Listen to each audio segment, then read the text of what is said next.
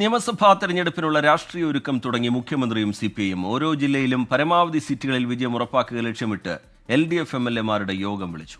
തിരുവനന്തപുരത്തെ LDF MLA-മാരുടെ യോഗം ഇന്നലെ 4 മണിക്ക് ക്ലിഫ് ഹൗസിൽ നടന്നു. 24 എക്സ്ക്ലൂസീവ്.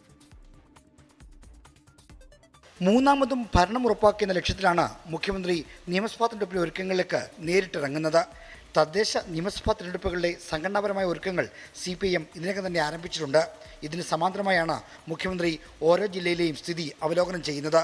തുടർ വിജയം ഉറപ്പാക്കുകയും അതിന് വിഘാതമായി നിൽക്കുന്ന ഏതെങ്കിലും ഘടകങ്ങളുണ്ടെങ്കിൽ അത് മനസ്സിലാക്കി പരിഹാരം കാണുകയും ചെയ്യുന്നുള്ള ഇടപെടലാണ് മുഖ്യമന്ത്രി നടത്തുന്നത്. തിരുവനന്തപുരം ജില്ലയിലെ രാഷ്ട്രീയ സാഹചര്യമാണ് മുഖ്യമന്ത്രി ആദ്യം അവലോകനം ചെയ്തത്. ഇതിനായി ജില്ലയിലെ MLA-മാരുടെ യോഗം ക്ലിഫ് ഹൗസിൽ ചേർന്നു. 2021 നിയമസഭാ തെരഞ്ഞെടുപ്പിൽ ആകെയുള്ള 14 സീറ്റിൽ 13 ഇടത് MLA-മാരെ ജയിപ്പിച്ച ജില്ലയെന്ന നിലയിലാണ് ആദ്യ ഇടപെടൽ തലസ്ഥാനത്ത് നിന്ന് തന്നെ തുടങ്ങിയത്. ഓരോ നിയമസഭാ മണ്ഡലത്തിലെയും പ്രശ്നങ്ങൾ ചോദിച്ചറിഞ്ഞ മുഖ്യമന്ത്രി സർക്കാർ മുൻകൈയിൽ പരിഹരിക്കേണ്ട പ്രശ്നങ്ങൾ ശ്രദ്ധയിൽപ്പെടുത്താനും നിർദ്ദേശിച്ചു. മുഖ്യമന്ത്രിയുടെ ഈ ഇടപെടൽ എല്ലാ ജില്ലകളിലും ഉണ്ടാകും. സർക്കാരിൻ്റെ മുൻഗണനാക്രമം ഇനിയും മാറേണ്ടതുണ്ടെന്ന് ചില MLA-മാർ മുഖ്യമന്ത്രിയോട് ആവശ്യപ്പെട്ടിട്ടുണ്ട്. ഇതിൻ്റെ അടിസ്ഥാനത്തിൽ ക്ഷേമ പെൻഷൻ കൂട്ടുന്നടക്കമുള്ള ജനപ്രിയ പ്രഖ്യാപനങ്ങൾ വൈകാതെ ഉണ്ടായേക്കും. R. ശ്രീജിത്ത്, 24, തിരുവനന്തപുരം.